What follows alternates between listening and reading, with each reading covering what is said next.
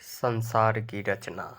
भगवान मुपुंगु सबसे बड़े देवता ने धरती और आकाश बनाया, जो मनुष्य एक पुरुष और एक स्त्री बनाए, जिन्हें दिमाग दिया, किंतु अब तक इन दोनों मनुष्यों को उन्होंने हृदय नहीं दिया था। भगवान मुपुंगु के 4 बच्चे थे, चंद्र, सूर्य, अंधकार और बरसात। उन्होंने चारों को एक साथ बुलाया और कहा, मैं अब निवृत्त होना चाहता हूँ, अतः मनुष्य अब कभी मुझे देख न सकेंगे। अपनी जगह पर एक हृदय को धरती पर भेजूंगा, किंतु जाने से पहले मैं जानना चाहता हूँ कि तुम लोग क्या क्या करोगे। बरसात ने कहा, मैं मूसलाधार पानी बरसाऊंगा और हर चीज को पानी में डुबो दूंगा। नहीं, भगवान मुपुंगु ने कहा, ऐसा हरगिज नहीं करना चाहिए। इन दोनों की तरफ देखो। उन्होंने स्त्री और पुरुषों की ओर इशारा किया। क्या ये लोग पानी के भीतर रह सकेंगे? तुम सूर्य को इस काम में मदद लो। जब तुम जरूरत भर का पानी बरसा दो, तब सूर्य को काम करने देना, वह अपनी गर्मी से उसे सुखा देगा।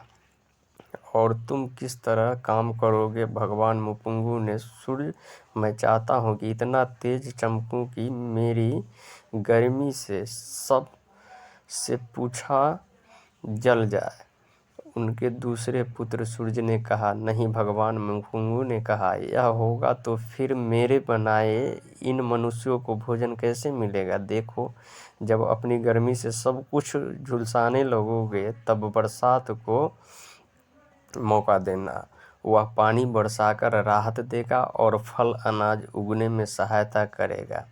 और तुम अंधकार, तुम्हारे कार्यक्रम की क्या रूपरेखा है? भगवान ने अंधकार से पूछा, मैं हमेशा हमेशा के लिए राज्य करना चाहता हूँ।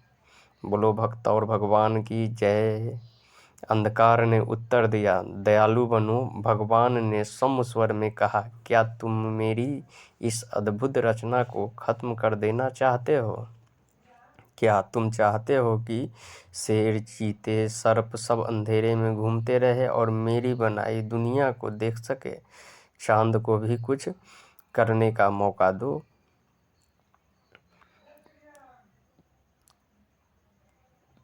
चांद उसे धरती पर चमकने दो।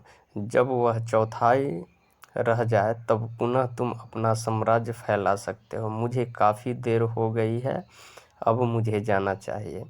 और भगवान मुपुंगु अंतर्ध्यान हो गए।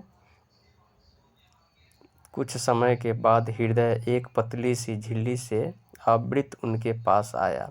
वह रो रहा था। उसने सूर्य, चंद्रमा, अंधकार और बरसात से पूछा, हमारे पिताजी भगवान मुपुंगु कहाँ है? पिताजी चले गए।